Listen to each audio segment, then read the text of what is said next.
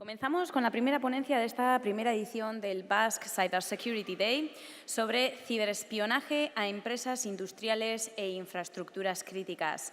We begin with the first presentation of the first edition of the Basque Cybersecurity Day on cyberespionage to industrial companies and critical infrastructures. For this, we would like to invite to the stage Samuel Linares, General Director, Head of the Security for Industrial Control Systems in Europe and Latin America for Energy, Services and Chemical and Natural Resources at Accenture, who interviews Mahir Nayfeh, McKinsey partner, on the global situation and the real extent of the cyber threat, a problem which is as global as the internet. During the interview, Mahir will provide his point of view based on his long career in cybersecurity and will deal with business as well as geopolitical perspectives.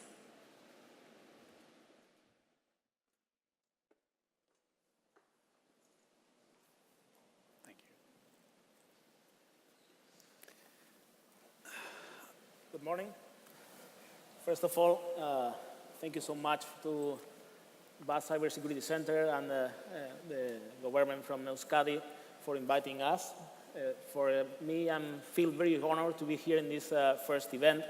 And as you can imagine, being from the northwest frame from Asturias and traveling internationally almost every week, it's always a great opportunity to be in Bilbao for some time. So thanks again for that. Moreover, I'm very happy to come with me extremely good friend and colleague, Mahir Nayfeh. I would say, and I want to give some time for him to introduce himself, that one of the most important things that I can tell about Mahir is that he was, is, and will be a reference to me from the personal and professional perspective. Honestly, it's like my mentor. Thank you, Mahir, for all of this. We were working in the past together while I was living in Abu Dhabi. And we are very happy and fortunate to have him today here because he just arrived early this morning from Middle East and he will go back in the evening. So thanks again for your personal effort. Thank you. So we will try to have a look at what's happening in the world. And for that, even before starting talking about industrial cybersecurity, I think it would be great for the audience to know more about yourself, about your experience, where you're coming from, etc. Thank you, Samuel. And this is very impressive, and thank you so much for inviting me. I think this is a great, having such a large audience coming to hear about such an important subject. I think, cybersecurity is one of those things that has been evolving. Probably 5-6 years ago, we were only talking about information security. And now with the advent of IoT and connected in the digital world, we've now transitioned into the world of cyber. I've been fortunate enough to have been working in the cyberspace since the data moved into the network. In the past, everything that we used to communicate and things that we used to work with were not as dependent on IT. And I think now with this revolution that we're seeing moving so quickly, I've been able to follow it from its inception. And so you've been able to see kind of how we've moved along in the journey, and there's still quite a bit to go. Most of my experience came in the United States. I've worked predominantly with the US government. And then I moved to the Middle East, where I've done quite a bit of work there, predominantly in the industrial cyberspace, working with most of the oil and gas. As you can imagine, in the Middle East, that's one of their main things of interest there. I've also been fortunate enough to work with a number of countries on developing their national strategies. And the focus of most of those strategies is really around the critical infrastructure. As you're thinking of smart cities, as you're thinking about your oil and gas, your water, your electricity, all of those things now are so interconnected. And so many countries and regions are really focused on this specific area and trying to see how they can manage the global risk that's around them. Thank you, Mahir. So I think that we will have other panels more focused from the cybersecurity, overall cybersecurity perspective. We will try to focus on industrial cyber, on ICS security. And some of us still remember like 12, 13 years ago when we were trying to talk about something like industrial cybersecurity and you were searching in Google and no results from any Spanish or Euskera word for industrial cybersecurity. This, as you know, changed a lot when Stuxnet appeared like 10 years ago. And from that time until now, a lot of things has happened. So I think it would be great to have your perspective about how the ICS, the industrial control system, and especially the industrial cybersecurity side of the threat landscape has evolved over all of these years, and definitely how you see the future. What's some trends that you are seeing in the market globally for industrial cybersecurity? Sure, thanks, Samuel. I think one of the interesting things, and as you mentioned, nobody really ever talked about industrial cyber until Stuxnet's. And I think that was really where the big wake-up call came, right? So in the past, when we were talking information, you know, it was all around protecting my data, it's the protection of my IP, et cetera. But when we started entering industrial space, we started talking about critical infrastructure, right? These are things that can impact people's lives. And because of that, the awareness required to be able to understand what those real threats are and how an electronic or a cyber activity could turn into something kinetic has completely changed the way of thinking. And I think this is part of what as we're seeing this motion towards securing your infrastructure, you know, I think you look back at, you know, what recently happened in the Ukraine with the attack on the electrical system there. These are now things that impact lives. And when you think about what is making it so difficult, if you think of the way the industrial systems are built, they're systems of systems and additional systems. And the environment is so heterogeneous, nothing ever looks the same. And so anytime you want to come up with a solution or try to think about how I could maybe come up with a way to secure an industrial environment, it's not something that you could take to the next system. And so every problem or every environment requires its own specific solution. And because of this, it's a very hard to keep up. You could focus on subsystems, you could focus on certain manufacturers, et cetera. But once you put all of these pieces together, it becomes extremely difficult. And I think this is where we're struggling to really come up with these solutions to come and say, you know, how can we manage this environment? How can we keep up with the different threats? So the threat actors, and what's making it even more difficult, are really mostly, at this point, we're thinking about nation states, right, who have that capability. And their focus, they have a lot of resources and a lot of time. And they put a lot of effort into thinking and trying to find these different vulnerabilities that are out there. And they even begin the process, even way beginning from the supply chain, right? So let's say you want to build a new plant.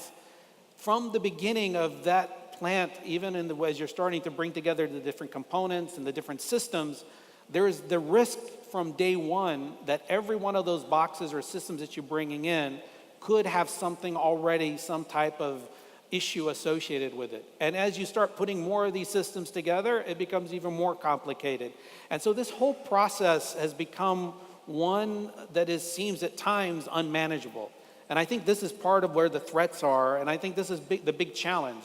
I think that as we're starting to see more countries and organizations thinking about how we can come up with standards and regulations, which would then force the suppliers and the O&M and all of them to start complying with certain ways of building equipment, I think it'll start to help us. But at this point right now, I mean, the biggest concern is we might not know what's out there. I think the threats are increasing, and you know, it's hard to even keep up. There's so much that we still don't know about these environments, which is making it very scary. Yeah, I strongly agree with you. I think that looking for full visibility of what's happening, it's really important for any industrial organization or any organization at all, because at the end, you need to know what's happening outside from the threat perspective, from the threat landscape, but at the same time, you have to have visibility about your own process. And of course, most of all of the industrial organizations has a good visibility from the operational perspective, but we are not seeing, we are almost blind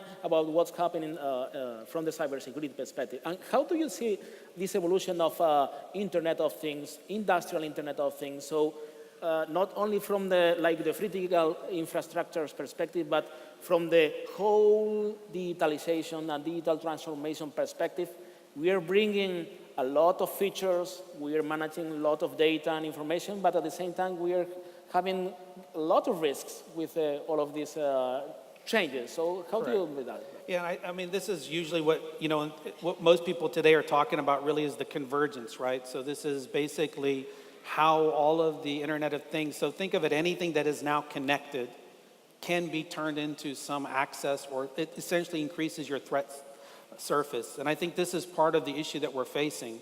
As you mentioned, traditionally you try to enumerate kind of what are all the different threat vectors that you need to focus on and try to secure them one by one.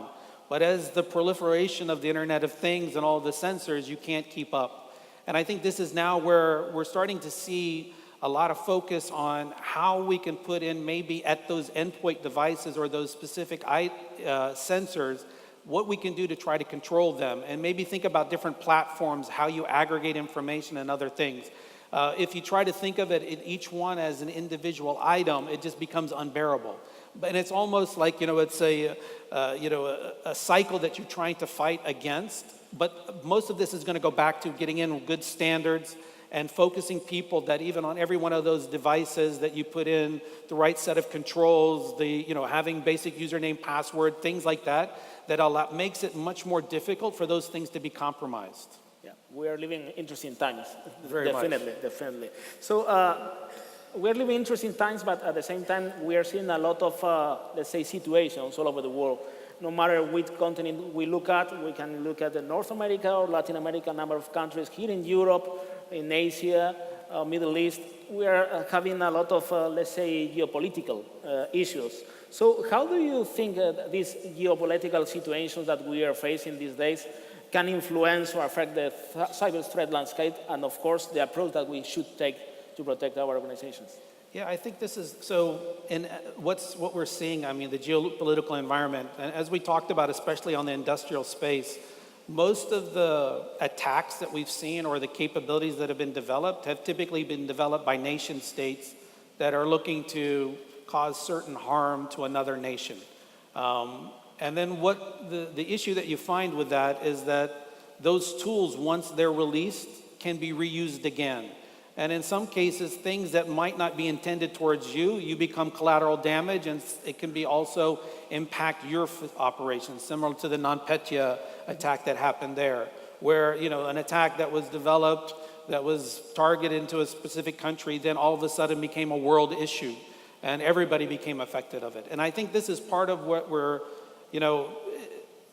and I think fundamentally when you think about it, if a country decides that it wants to harm another country, I think you should expect that they will, and it's really now a question of how can you defend yourself. The environments are not secure enough as of yet.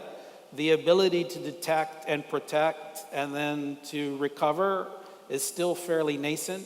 And so I think it's part of that, unfortunate world that we live in today where, one issue or one geopolitical environment that could be far away could actually impact you yourself, even though you might not be part of the issue from the beginning. Yeah, I strongly agree. Basically, today, any country has a border potentially with any other country in the world in the cyberspace. So if you are a critical infrastructure, a government, of course, you should be very concerned and aware of that. But even if you are not a critical infrastructure, some of the collateral damages can come to you, right?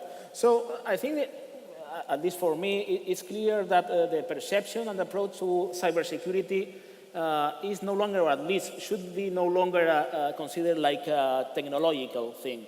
So it's more like a risk thing. And even the World Economic Forum, if you look at all of the global risks perspective and the reports that they publish every year, you will see that now cybercrime, cybersecurity is in one of the top 5. So how this is changing the approach that the governments or even nations, countries should take for cybersecurity as a whole, as part of the protection of the nation, of the country? I think that's really important, and I think what even the discussions, we're having these discussions with governments, we're having these discussions with private industry, and it's fundamentally the same thing.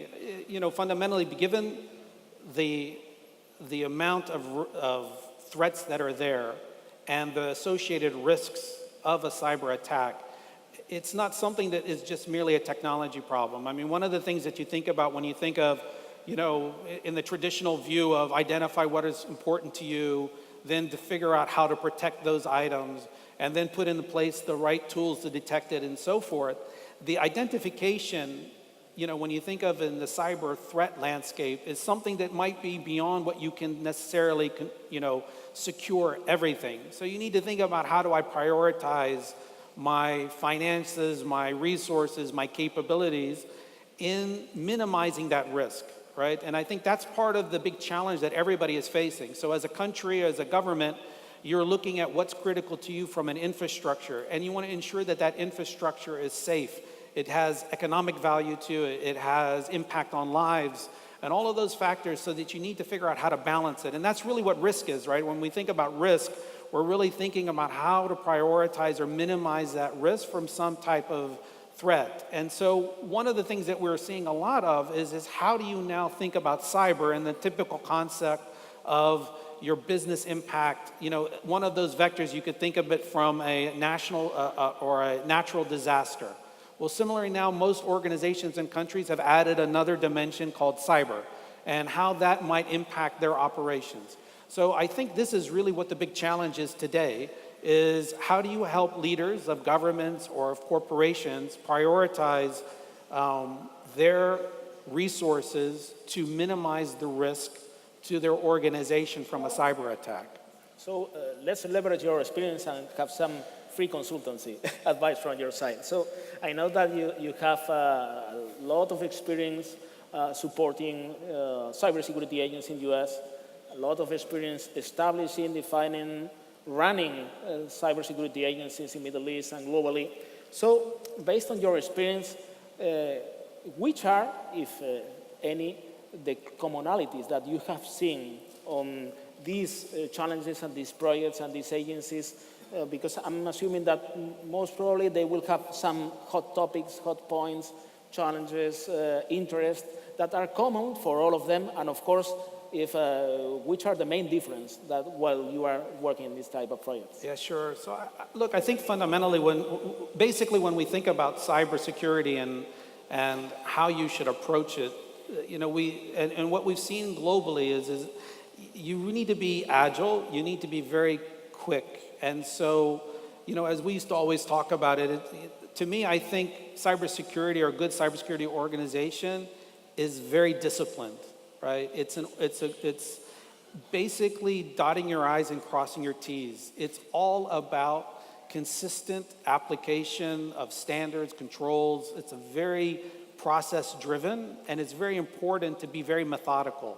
Because any time that you forget to push a patch or you do some of the basic stuff, those are the things that come back and haunt you. And so we think about having a really good kind of framework in place and how you want to manage your cybersecurity within your organization. You want to think about having the right resources and capability, because in the end, you're only as good as the people that are applying those processes. And you want to be very aware of how you want to put in place the inevitable, or the reality is that you're already infected. So how do you basically implement the right recovery and response to basically recover from any type of cyber attack? I think, you know, today the metric is, you know, can you minimize the amount of time that somebody's been in your infrastructure, right? It's no longer, can I keep you out? Absolutely. It's basically, how long have they been in, right? Because I think it goes exponentially. The length of time that somebody is in your infrastructure is the cost associated with remediating it and the eventual impact that it could have to your operations in the future. Right. Let me take the people challenge and go deeper with that. Basically, you know me, I'm more a people guy than a technology guy. So for me, people is always key. So I'm sure that there are ways that people and, of course, culture affects the way that we address cybersecurity all over the world. And I will give an example, compliance. We are having, and we will talk about that in the next question, but we are having a lot of regulations, and the way that people and organizations, but basically people, approach to compliance is completely different from, I don't know, US to Latin America or any Latin country like Spain to Middle East or to Japan. Maybe in US, Middle East is like more top-down, and it's basically we push for a regulation, we have to comply with that, we define a process, we go for that. In the Latin world, in Latin America, comply usually stands for comply and lie. And it's the same in Spanish language. Cumplimiento stands for cumplo y miento. So we try to avoid or to circumvent the compliance, and at the end, it's the way to approach to the same situation or the same challenge is completely different. So what's your thoughts about, with all of the experience that you have from US and America, and especially all of the experience that you have from Middle East, completely different cultures, completely different way of living, how you manage those challenges that we're facing? No, I think it's an interesting point when you think about compliance. I mean, and with Samuel, and when we were working together quite a bit, I think when we talk to a lot of organizations, you can get into the mode of saying that I've implemented a certain standard, but the reality is the value is really in measuring the effectiveness of what you've done. But what I think you've seen in today's world, because of the awareness around the impacts, I think people are moving away from just thinking of compliance in the sense of, let me just check the box, right? And I think the way that you can think about it, and I know you were going to ask me about this later, but these regulations and things are actually things that as the cyber engineers or the technology people should take advantage of, right? Before, when you used to have to, as a technology person, you would go to your COO or the CIO or the CEO and you're saying, I need some extra money because I need to go implement this new control for my cybersecurity. And they'll look at you and they'll talk about how expensive that is, do we really need it, et cetera. Well, now you actually should take advantage that somebody's saying that you have to implement this control. So it gives you a good opportunity to actually go and implement what you know you should. And I think that that's part of the whole trade-off. And I think what we've seen quite a bit really is now the awareness. And I think that it's at an individual level. It's within the organizations themselves. But, when you think about what it takes in today's world to protect yourself from cybersecurity, and as I mentioned earlier, it's all about process. It's all about the due diligence that's required, which really is, goes hand in hand with compliance, right? Is basically implementing things very consistently, methodically. Yeah, I agree. I think that strongly agree with you. Compliance regulations should be used as a driver, not as the end objective or the end of the way. It's just the opposite. We should leverage this as a way to improve our posture, not doing some checks. So. Going further in this, usually critical infrastructure are quite regulated sectors. And here in Europe, we are having, and we will have more regulations coming. We have all of the GDPR, more for the privacy and personal data, all of the NIS directive with the needed transposition to each of the member states. Of course, we have from the past the critical infrastructure protection regulation that probably will merge in some way with the NIS directive. And at the end, all of these industrial organizations are having or seeing a challenge on how to comply with these different regulations. And even if we go international, it's way more complex because at the end, Iberdrola, we have the tower over here. They have to comply with the regulation in Spain and in Europe, but also the one in the US and also the one in Brazil and in some other countries. So how do you think should be a good approach for these type of critical infrastructures to address compliance? So of course, they need to comply with regulations, but at the same time, we have to be effective and basically implement in an optimized way the cybersecurity program. Yeah. No, I think, as you mentioned, this is really a big challenge now for a lot of the multinational companies. And I think also we're seeing a lot of the standards bodies as well now are aware of this, right? Because, for example, in the US, they're very much focused on NIST. If you move to Europe, ISA and different places. And I think what most of the standards organizations are realizing that it's becoming too difficult. And so you're seeing, I think there's a lot, I know you're on a number of these different committees as well, that they're trying to come up with a way to kind of standardize all of these across the world. One, it'll help, to implement the regulations and provide consistency. So as we try to build tools and capabilities that they're all fairly much interworking with each other. But I think the other thing that's important, most of these regulations are all things that as cyber individuals, you needed to do in the first place, right? Exactly. So, GDPR, everybody made a big issue out of it, but the reality is it's the basic tenet of cybersecurity or information security, confidentiality, protecting your valuable data. So there's really nothing new, right? All that happened now is that they said there's a penalty associated with not doing it well.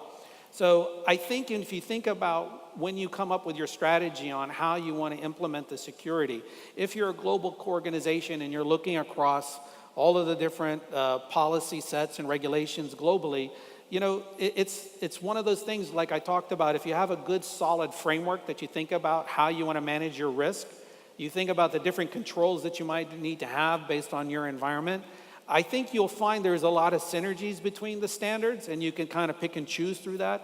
I mean, I'm doing that currently with a country where we're developing their national strategy, and we were trying to come up with a risk framework for all of their critical infrastructure, healthcare, telco, oil and gas, et cetera. And so it wasn't too hard to find that common risk framework, which is kind of like the core that what you want to use. And then it's really just looking at all the different standards that are out there, because regulations don't tell you how, they just tell you what they want, right? So the how is the creativity of the organization and the cybersecurity team within it. And I think that's part of the process that you have to go through. But fundamentally, I think is really have a well-defined risk management framework. And then it's really just a question then of plugging in the right standards and controls to comply. I think that's a very important point, an interesting point, having your own framework. Because at the end, standards and regulations are slow. And they change. And they change from time to time. So we are sitting in some of these standards bodies, and it takes years to come up with a document of 50 pages that at the end is addressing the cybersecurity challenge that we had 5 years ago. Correct. So regulation and standards are basically baselines that should be incorporated in, as you mentioned, in your own risk management framework, and at the end will be, I think, more efficient for the organization, because with one shot, well, with some matching things and artifacts and tools on the back, you will have basically all of the compliance requirements that you will need. So let's talk about now about the Basque Country. As you know, because we have been talking about this, the Basque Country is a very industrialized region with a lot of industrial companies. I was mentioning Iberdrola here, one of the biggest utilities in Europe. You have a lot of advanced manufacturing, most probably here within the audience. We have different plants. I'm sure, and I know that there are plants building pieces for Airbus aviation. I'm sure, and I know that there are plants building things for Mercedes or Daimler Chrysler. So a lot of industrial companies, a lot of industrial. So from that perspective, the region should be a high demanding region for cyber protection. What would be your advice to the different stakeholders? And here we can talk about, of course, the government. We can talk about the different sectors, and of course, we can go to the entity level. What would be your advice on leverage that specific situation, good situation, that the Basque Country has to advance on the industrial cybersecurity, and maybe to position the region as a use case or a reference worldwide? No, I think even just some of what I've already learned from discussions with Javier and what's been happening here. I find the core thing when we talk to governments and we talk to regions about how you should think about cybersecurity, it's basically a team sport, right? Cyber is not something that you can just do on your own. It really is a partnership between, especially when you're the critical infrastructure, it's a partnership between your government and the industry and how they work together. Government will need to put regulations to ensure that things are done well.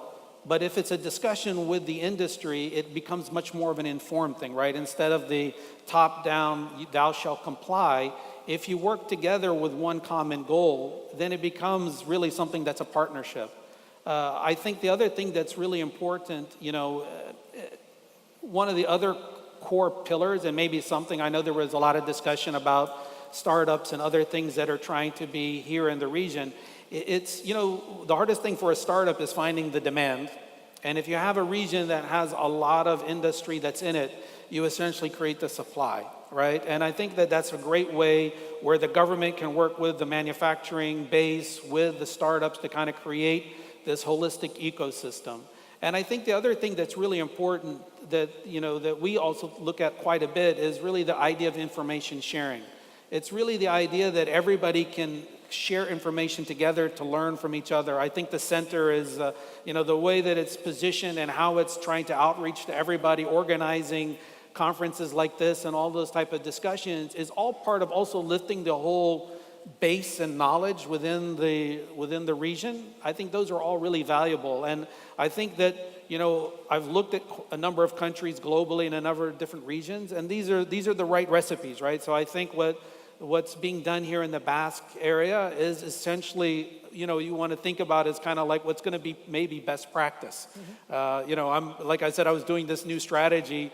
I might come and look at some of the things that are being done here as one of the benchmarks, right? Because, having that, centralized center, I don't know if you're yet putting in place a SOC, some of those things where you can share information that's a little bit more understanding within a sector. You try to create these working groups among the sector players. So if you're certain types of industries that are working together, you can share common information with each other. Because as you said, what you face on the front lines is usually better than what you're going to read about 3 months later. So having that active participation among the industries together would be also very valuable. Yeah, I can see that they are on the good track because basically the crowd that we have in front of us is quite impressive. So as a first event, and it's a clear sign that they are advancing in the right way. So I would like to give some time for the audience for questions, but before that, I will ask you for some key takeaways, easy things. So what basically we should be doing tomorrow morning, maybe in some months' time, and over the next 2 years when we talk about cybersecurity here? Because you have basically overall described the approach, but if you are my friend, so if you have to tell me, hey, Sam, tomorrow morning you should do this, over the next months you should be doing this, and hopefully if you are doing this thing over the next 2 years, the feeling you should be doing this. So, well, I think that,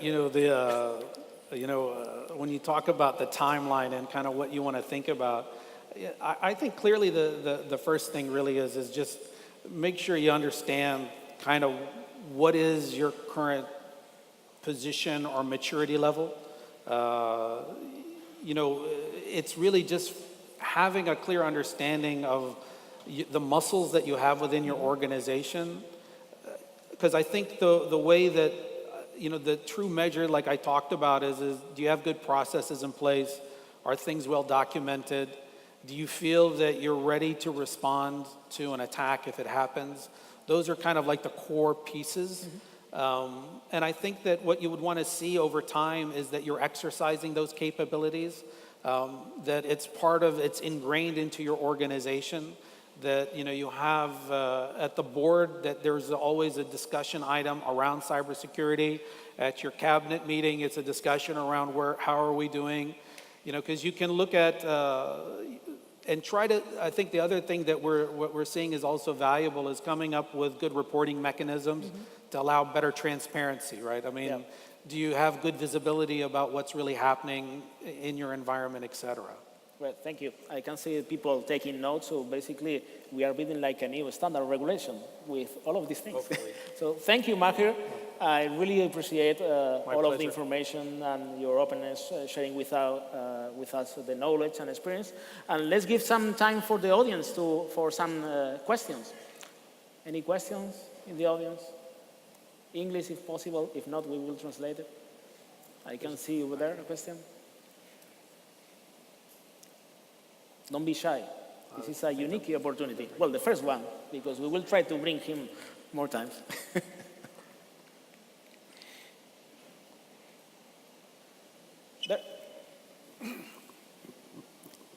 Hi, my name is Carlos Davila. I'm a cybersecurity consultant, information security consultant. My question to you specifically to the Basque Country. I don't know if you're familiar with this or not, but in 2014, ZTE bought 20% of the Basque Telecom company. In your opinion, knowing or not knowing about the deal, would you label it as a high risk or as low risk, considering that the US intelligence services have labeled ZTE as a hostile company that gives information to Chinese intelligence services or APT units? Well, I mean, I can't speak on behalf of the U.S. intelligence agencies. You know, look, I think that all of those things are things that every organization needs to consider based on the supplier that's providing the equipment. But I wouldn't necessarily say that that's high risk or not. I think you need to evaluate everything based on when you look at any type of equipment that you bring into the environment, you need to understand how it's configured, what it does, and would that be of any impact to your organization. So as we mentioned earlier around supply chain and things like that, most equipment or suppliers need to go through a certain vetting process that you need to do to ensure that it does what it's asked to do, irrespective if it's coming from any specific country. So I think that's part of what you need to do is, from a good cybersecurity perspective, is to really understand the configuration of any product and understand what it does and what it can't do. All right, thanks. Can I ask another question? Sure. Specifically to McKinsey, in 2011, you were sort of victims to Epsilon breach.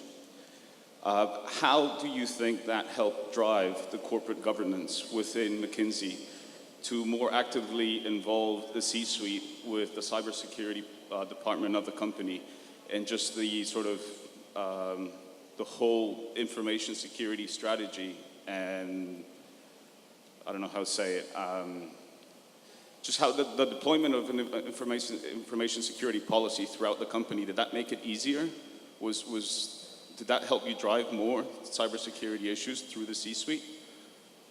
So that was actually before my time, so I don't know if I could comment about it, something that happened in 2011. All right, sorry, I didn't know you were not there. Yeah. More questions? Any other question? The audience? Our colleagues from the government, any question you want to raise to Mahir? No more questions? Thank you so much, my friend. Thank you. Thanks for coming. Yep, thank you.